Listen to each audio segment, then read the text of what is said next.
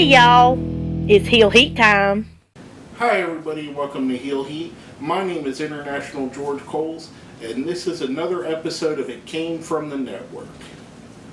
Now, if you're not familiar with It Came From the Network, basically we review the weird, the wild, the downright campy, and sometimes bad things that have happened in professional wrestling that you could find on the WWE Network, of course.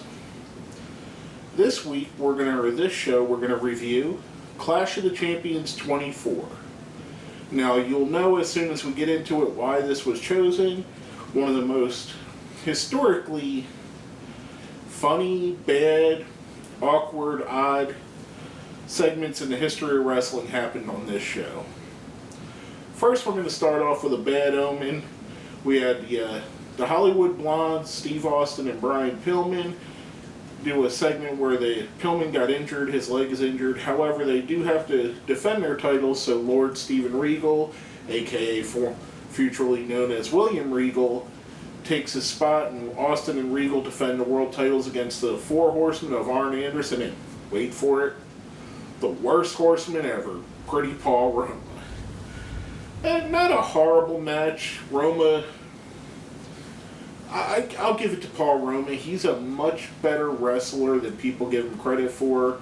The stink of him being a job guy in the WWF during the 80s kind of hindered his career, in my opinion.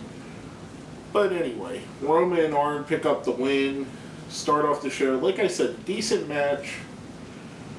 Kind of weird, kind of funny. We started off with the worst horseman ever on a bad, gives us a bad omen for the rest of the show. Now the next match is probably, I would say, one of the three really good matches on the show. We had Beautiful Bobby Eaton versus Too Cold Scorpio. Very solid match, very good combination of two of the best wrestlers that WCW had at the time. I'm dumbfounded how no company ever made Too Cold Scorpio, or Bobby Eaton for that matter, a world champion. Both these guys were absolutely over with the crowd. They could do anything you wanted to do in the ring. Too Cold Scorpio was so innovative, so much of a high flyer.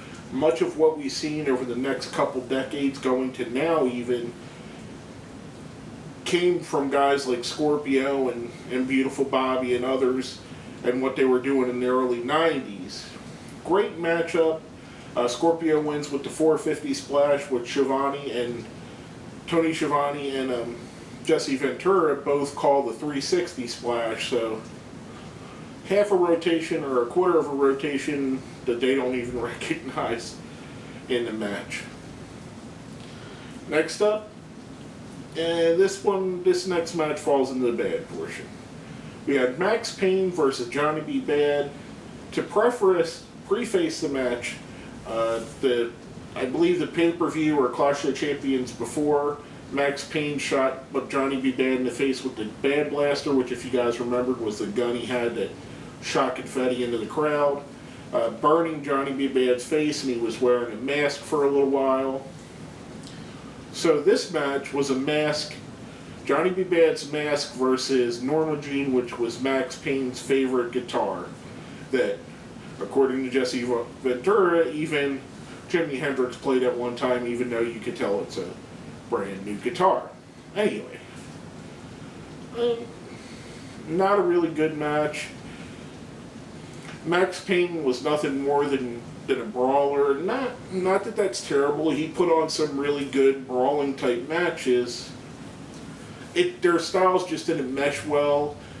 Johnny B. Bad picks up the win, which he wins the guitar.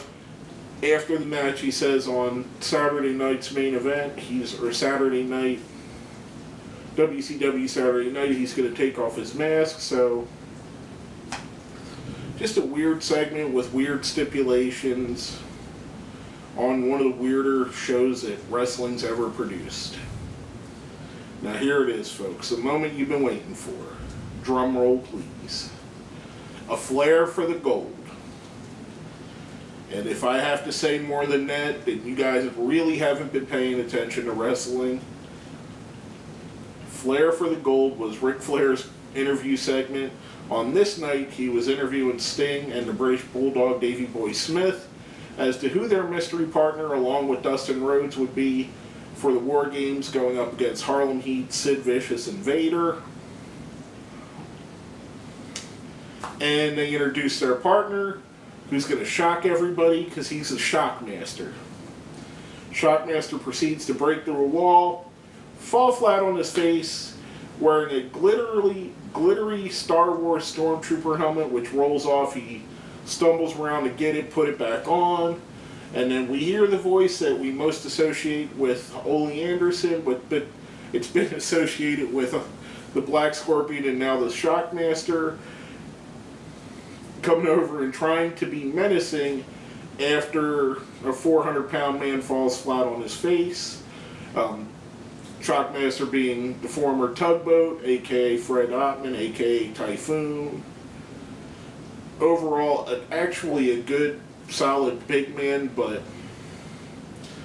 And I've seen what has been said as why it happened.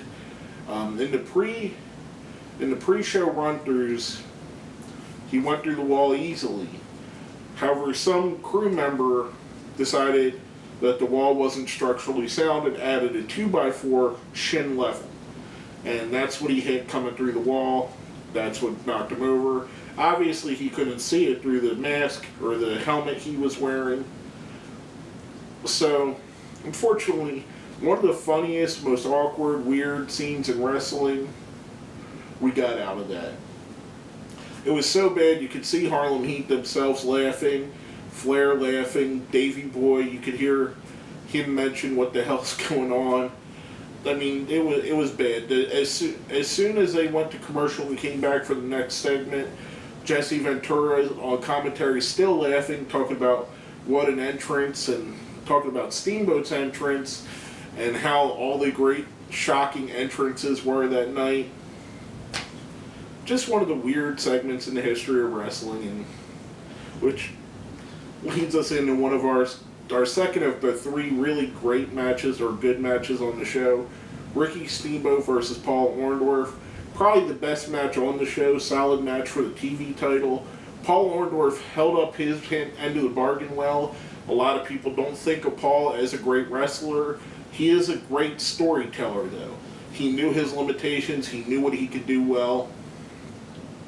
And in the ring with one of the real ring generals in Steamboat, they pulled off one hell of a match. Steamboat picks up the win, wins the TV title. Yet again, to add to his impressive array of championships he collected over his Hall of Fame career. Best match of the night, in my opinion.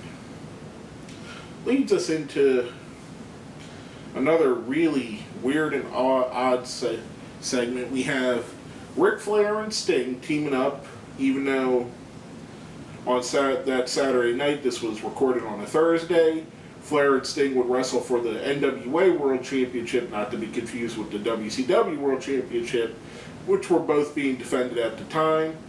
Flair and Sting as a team, this was when Flair and the Horsemen were faces for a bit, teaming up against Harley Race's team of the Colossal Kongs, which was Amazing Kong and King Kong, not to be confused with Awesome Kong. This was two about 400 or 500 pound white guys in black masks. Kind of, if you've never seen them before, think of, I forget which Adam Sandler movie it is, but it's the one where he has to go back to school and he wrestles the revolting blob. Kind of what these guys were, except for all black. Just a bad, horrible team, bad, horrible gimmick. Even two guys such good talents as Flair and Sting couldn't pull a great match out of this. Of course, Flair and Sting pick up the win. The Colossal Kongs thankfully fade off into obscurity not too far after this. Which leads us to our next match. Rick Rude and his somewhat bodyguard at the time, the Equalizer, which most of you won't remember by that name, but more by his next gimmick that came quite soon after this.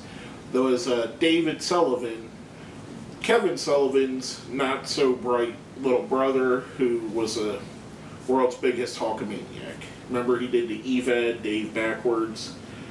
They came up to wrestle Dustin Rhodes and a surprise opponent who was going to enter the match in a brand new 1993 Chevrolet Camaro, which they were going to give away afterwards.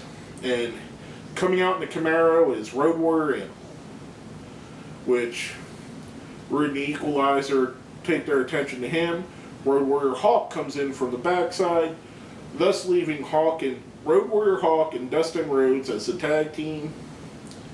Just a weird team, a weird match. Didn't quite go off as well as it should have. This marked the Road Warriors coming back to WCW. With all of the talent that was in there and involved in this, the match just fell flat. And just not a good match. Dustin and Hawk pick up the win. Not really anything to write home about. Which led us into our main event for the WCW World Title. The disqualification rule thrown out, which kind of convoluted because it sounds like it should be a no disqualification match. That's not the case. If Big Van Vader was to get disqualified, he'd lose the world title. That's what they meant. So Vader defending against Davey Boy Smith, the British Bulldog. Another solid, the third of three solid matches I thought on this card. I thought it was a good match, a power man versus a big hard-hitting guy. Vader picking up the win. Vader was pretty much unstoppable at this time, as well he should be. One of the best big man wrestlers in the history of wrestling. Great solid match to end up the show with. Unfortunately, it was kind of like spraying perfume on a pile of dog shit. It didn't really cover up the smell as much as it could have. Which is going to lead us right into our ratings for the show. Now, if you've seen our shows in the past, you know we have a 1 to 5 scale. 1 being the worst, 5 being the best. 1's a gobbledygooker, 2's a renegade, 3's a Hurricane Helms, 4's a Gold Dust fitting the Dustins on the show, and 5's a King. Gonna give the show a 2, a renegade. I would give it a 1 for the fact of the Max Payne and Johnny B. Bad match, Paul Roma, the Four Horsemen, the Colossal Kong, the Equalizer, all the weird stuff, the Shockmaster coming in. However, there were 3 solid matches which brought it up from a 1 to a 2, that being Steamboat and Orndorff, Davey Boy Smith and Vader, Beautiful Bobby and Too Cold Scorpio. So if you do go back to watch this, skip to those 3 matches, and of course watch Flair for the Gold, because obviously, if you haven't seen it before, it's one of the most mind-blowing things that you'll ever see in professional wrestling, either in a good or bad way. Whether you feel bad for the guy or you just laugh at it, it's one of those things that no one will ever forget. But basically, that's all I have to say about that. My name is International George Coles, and this has been another episode of It Came From the Network.